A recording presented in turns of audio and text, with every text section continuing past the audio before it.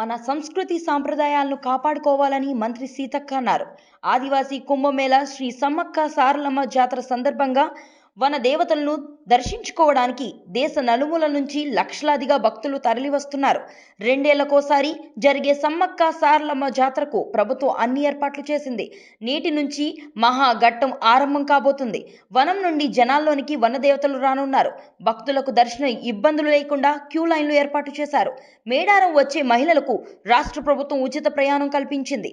ఈ నెల 23న ముఖ్యమంత్రి రేవంత్ రెడ్డి గారు మేడారం సమ్మక్క సారలమ్మను దర్శించుకోనున్నారు.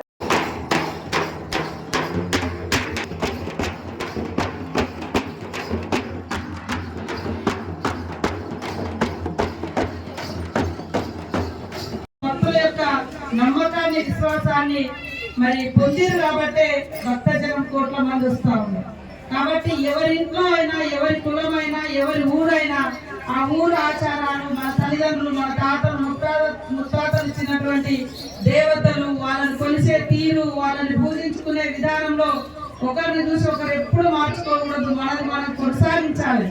నువ్వు పెద్ద బంగ్లా కట్టుకో, నువ్వు పెద్ద ఉద్యోగానికి రా, నువ్వు పెద్ద మంచిగా విమానంలో ఏదైనా పో, కానీ మన తాతలు ముత్తాతలు ఇచ్చినటువంటి ఆనవాయితీ, మన ఇంటి ఇలవేపుల జాతరలు, దేవులను కోసే తీరు, పూజించే విధానము, అట్లనే ఈ ఆటలు పాటలు ఉంటేనే ఈ యొక్క వైవిధ్యం, గొప్పతనం విభిన్న రూపాల్లో ఉంటుంది. అందరం ఇదే చేయాలని ఏం కాదు.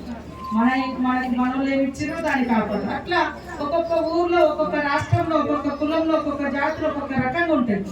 అవన్నీ కలగలిస్తేనే మరి ఇంత పెద్ద దేశము, రాష్ట్రం.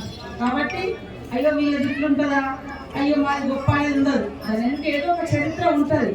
కాబట్టి ఆ చరిత్ర మనం కాపాడుకోవాలి. ఆ కాపాడుకునే ప్రయత్నంలో భాగమే ఈ రోజు వివిధ కళాకారులను కూడా పిలిచి మరి కళ ఇప్పుడు డ్యాన్స్ వేసింది ఆదిలాబాద్ నుంచి వచ్చినటువంటి గుస్సాడి నృత్యం. అట్లా ఇంకొక నృత్యం ఉంటుంది. కాబట్టి అన్నిటిని కూడా కాపాడుకోవాలి, గౌరవించుకోవాలి. ఆ ఉద్దేశంతో ఇక్కడికి వచ్చే భక్తులందరికీ కూడా మీరు వెళ్ళింది కదా, ఈ రోజు చూస్తారు, ఈ 4 రోజులు ఇక్కడ జరుగుతుంది. అట్లనే రేపటి నుంచి అక్కడ ఇలవేపులు వస్తారు దేవుళ్ళు. ఒక్కొక్క కుటుంబం యొక్క, ఒక్కొక్క తెగ యొక్క ఆచారాలు ఇట్లా ఉంటాయి.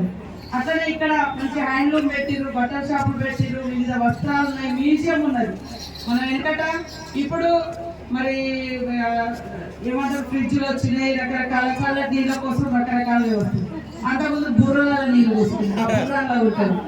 ఇప్పుడేమో ఏమంటారు, కుక్కర్లు వచ్చినాయి వండుకోవడానికి, లేకుంటే ఇంకా రకరకాల ఐటమ్స్ వచ్చినాయి. రుబ్బుకోవడానికి రోల్ అని ఉంటుంది, దంచుకోవడానికి రోకలు అంటుంటుంది. అన్ని ఆ మ్యూజియంలు ఉన్నాయి. కానీ మర్చిపోయినాం. మాకే వస్తారు పదాలు, అంటే అట్లాంటి పరిస్థితి అయిపోయింది అలవాటు. కాబట్టి అప్పటి మన తాతలు, మన తల్లిదండ్రులు కూడా వాడిన వంట పాత్రలు కూడా భద్రంగా ఉన్నది ఆ మ్యూజియం. మీరందరూ చూడండి వాటిని. అంటే మన పూర్వీకులు ఇవన్నీ వాడిండ్రు.